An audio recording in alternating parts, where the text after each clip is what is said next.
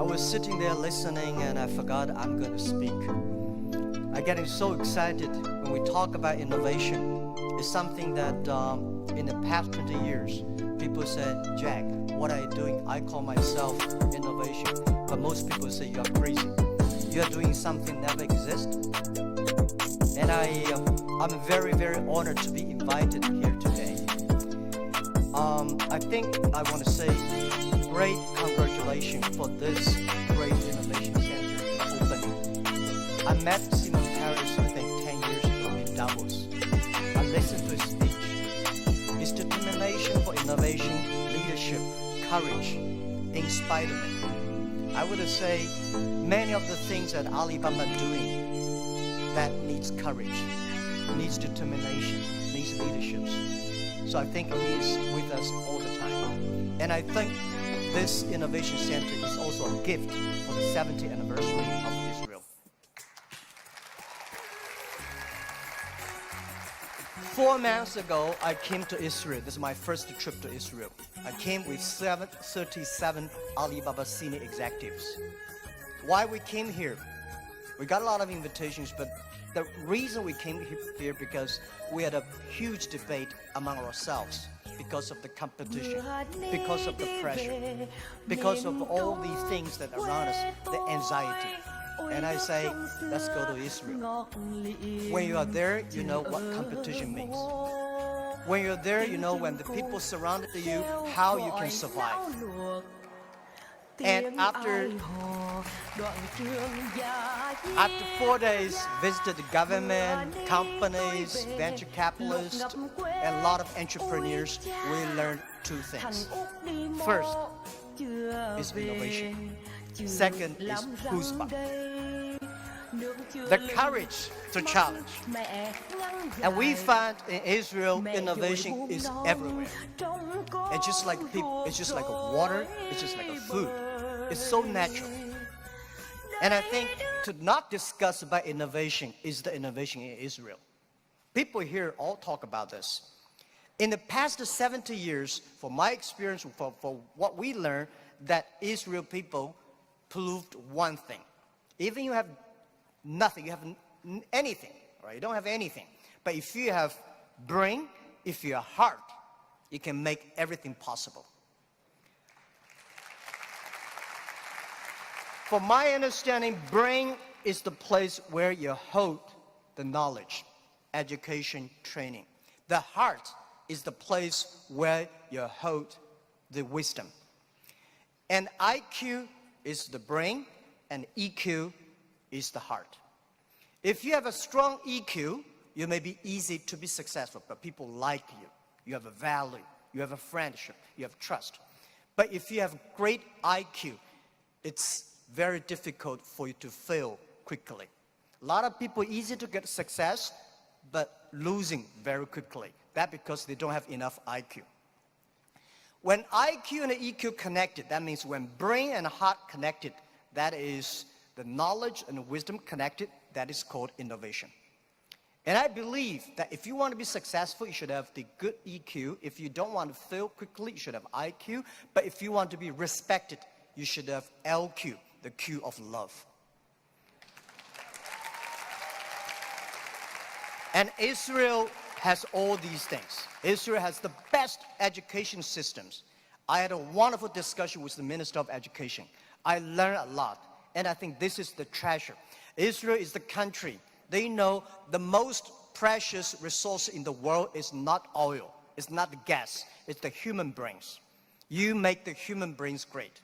And Israel also have the great life experience that very few countries in this world have. You combine these things together. And that is the secret source of magic of Israel's success. I'm very happy to hear that today the innovation is for better life. And this is Israel innovate not only for himself, not only for Israel, Israel innovate for humans, for the world. And this is the exact LQ we need. Today I come here to discuss about innovation, where the idea come from. And people say, Jack, after 19 years being an Alibaba founder and a CEO, what you've got. People say you got rich. I think the wealth I've got is that I've known and seen, met so many great people in the world. I remember one story. After Second World War, a grandson asked grandfather, "Grandfather, you joined the war. So are you a hero in the war?" The grandfather said, "No, I'm not the hero, but I have the honor to work with and fight together with all the heroes. I'm lucky enough in the past 19 years, I have the honor to meet so many great leaders and make so many great entrepreneurs, innovators. I think from them, I have the honor. This is my wealth, and I want to share with you. Most of innovations, not because they want to, because they were forced to.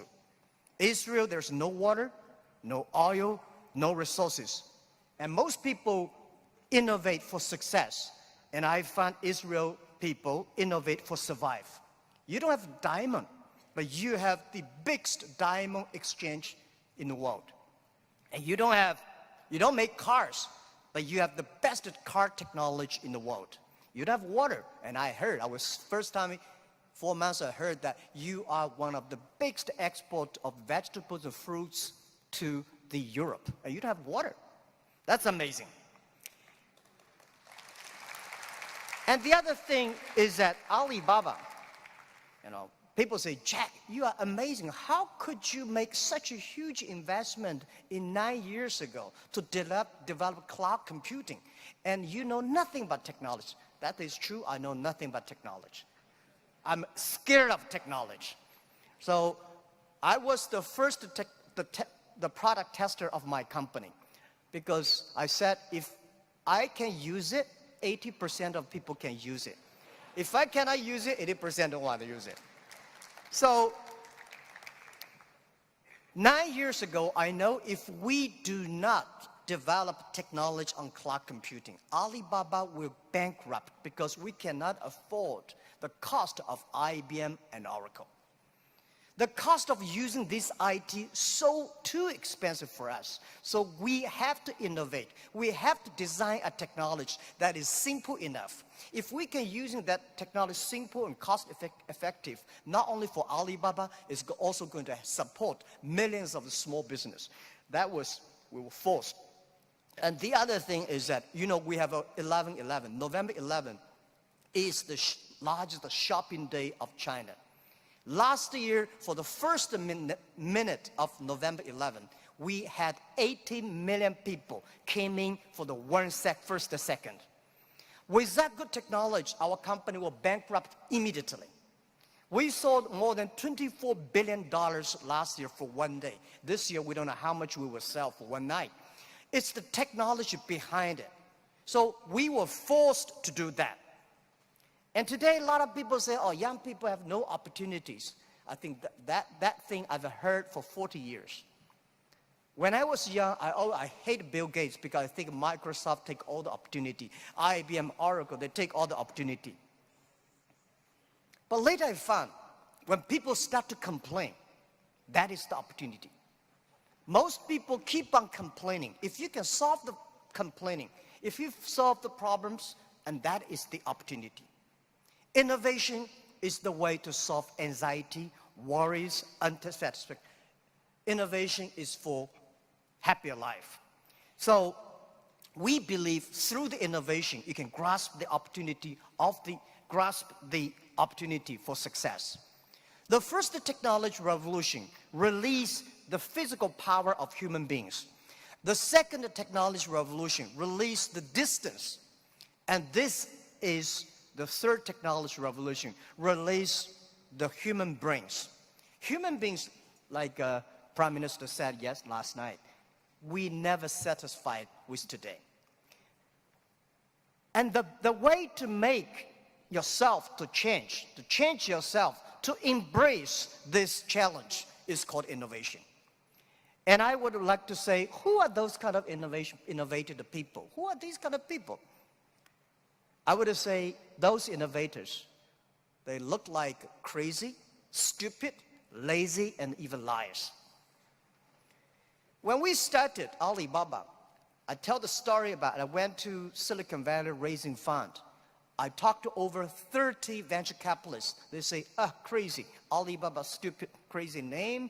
And e-commerce in China won't work because China has no internet, China has censorship, no credit card, no deliver, nothing else.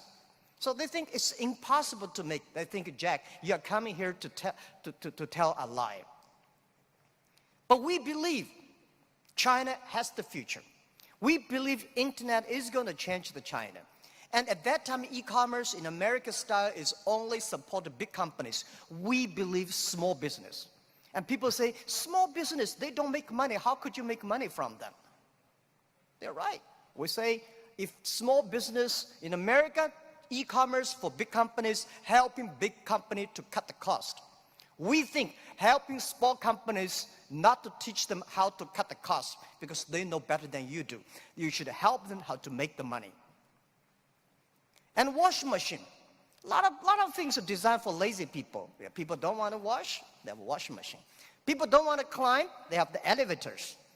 Even the iPhone came, a lot of experts of telephone said, how could this stupid thing? There is no even press buttons. When Bell started to sell his telephones, a famous newspaper in America tell the policeman, please arrest that guy because he's cheating the people. So innovative people are believers. Most people seeing is believing. People like us, we believe and we seal it. Innovators, they are not one person, they are a group of people. So when you invest in money in somebody, you should see, does this guy have followers? If you have a group of people who are crazy like him, that would be great. I remember early 2000, I went to the United States to talk about, make my speech about internet in the future in China. I believe internet population in China will be bigger than the USA. People say, that is not true. My reason was very simple. China have 1.4 billion people. USA have only 300 million people. Make everybody online, 300 million, right? So China has a huge potential for that. But one of the guys said, Jack, what you're talking about, internet companies should have values and mission. That is crazy. And I say, sir, please come to my company. So I came to Hangzhou, my company, spent 1 week, and the day he left, he said, Jack, I know you're crazy, but I found 100 people in your companies, they're all crazy. Crazy people don't think they're crazy. They think people outside they're crazy. So, and most of the innovators are not very successful people, because successful people, very difficult to change. I never try to convince successful people. They will tell you how they succeed, they will continue to do this. Those people who don't succeed, they always want to succeed. So one of the reasons why Alibaba succeed 20 years ago, we never try to convince those people who are successful. We try to spend time on the people who are 18 years old, 20 years old. They are not successful. So 20 years later, they become successful, we become successful. That is how we did it. Now most of the people who buy online, they are 35 to 40. 20 years ago, they only spent $2. Now they spend $3,000. That is the difference. Innovation has nothing to do with the technology. Technology is just a way to do. When we talk about innovation, everybody thinks, high technology. It's not about that. Innovation, everybody can do it. Right. Those people who do not know anything like technology, like me, we can find those people, rely on these people, try those people who have the technology. In our site, our Alibaba site, there's one guy selling shoes 48 inches only. And I say, how can this guy sell shoes for 48 inches? And we find out he's very innovative, because people with 48 inches feet, difficult for him to buy shoes in the shops. There's only one on the online. And there are a lot of innovative ways. Those guys design, lazy guys, they watch TV lying on the sofa. So they design a specific glass that you can lie on the sofa, watch on TV. They sell perfectly. And there are also some guys helping people to write letters to say goodbye to boyfriends and girlfriends, and writing resign letters to bosses. There are a lot of crazy, interesting ideas. They are all wonderful sellers. And most of the innovations today are only talk. Innovation, they think it's an idea. Entrepreneurs make the innovation reality.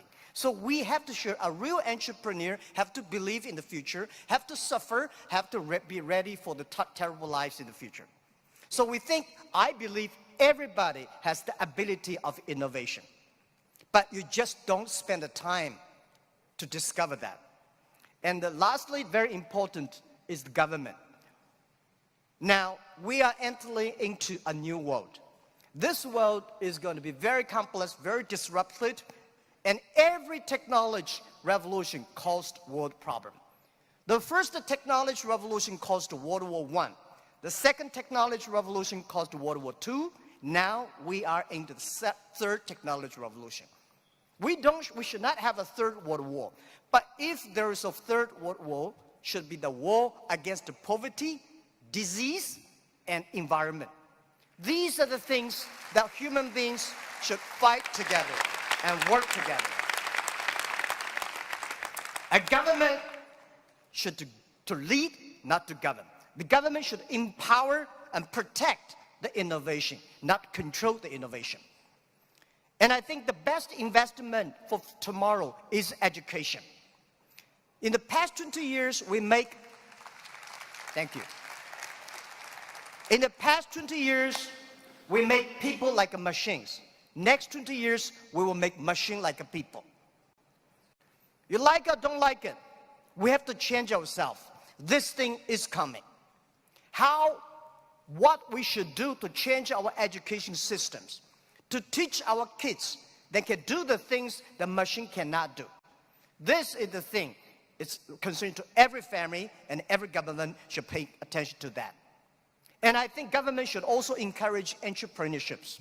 I really appreciate Prime Minister yesterday talk about entrepreneurs. It's the entrepreneurships that make ideas reality. Innovation is always going to be destroyed of yesterday. A lot of people who are successful yesterday will not like it. So government should know what not to do. Let me tell you one story. In 1860s, when UK had first the cars came in, automobile coming, they destroyed a lot of jobs of these horsemen. Horsemen at that time are the main jobs of the society. These are white-collar people. They went to the government, pushed the government, say, you should stop these cars because they're going to kill people on the road, it's going to destroy the jobs. So the government passed a law called Red Flag Bill. They do not allow any car drive faster than 7 miles per hour. And they should always follow behind the horses. That stop it. Protect the people for some groups of people's interest, but destroy the whole industry. And the other thing, innovation is interesting, and it's also going to stop by a lot of people. People don't like it. I went to the Museum of Basketball. You know, basketball used to have a basket. People threw the ball inside, and with a ladder to take the ball out. This thing has been lasting for 18 years. And there's one guy said, why not cut the bottom? And it will be easier. It's a great idea. Much more, basketball become more competitive, but people hate it. It's the people who hate it the most were the guy who with the ladder. He said, I'm losing my job. So this is what I want to say. People start to worry. Artificial intelligence, robots, jobs. But don't worry about it. Human beings are much smarter than machines. Machine can never control because machine only have chips. Human beings have the hearts.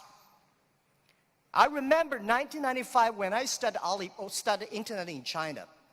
There is a big meeting. There is a small meeting among 24 people in Beijing in the evening for discussing for 3 hours. There are a lot of experts start to discuss about the internet. They think internet is going to destroy this, destroy that. A lot of worries. They think government should control it.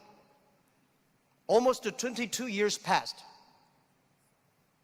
Those things we worried never come up. Those things we did not worry all came up. And I want to say, don't worry about the future. Young people, don't worry about the future. And don't worry about the the size of the machine, I think small business don't worry about, because small business believe small is powerful, small is beautiful. Using innovation, small business can compete anybody in the world. And this is just like Israel. The small is beautiful and small is powerful. So my rules is that rely on the young people, rely on the small business. Believe the future. Be optimistic. The world is beautiful. Today is just the beginning. But anything, remember, this is my philosophy of life the past 20 years. Today is difficult. Tomorrow is much more difficult. But day after tomorrow is beautiful. Most people die tomorrow evening. Thank you very much.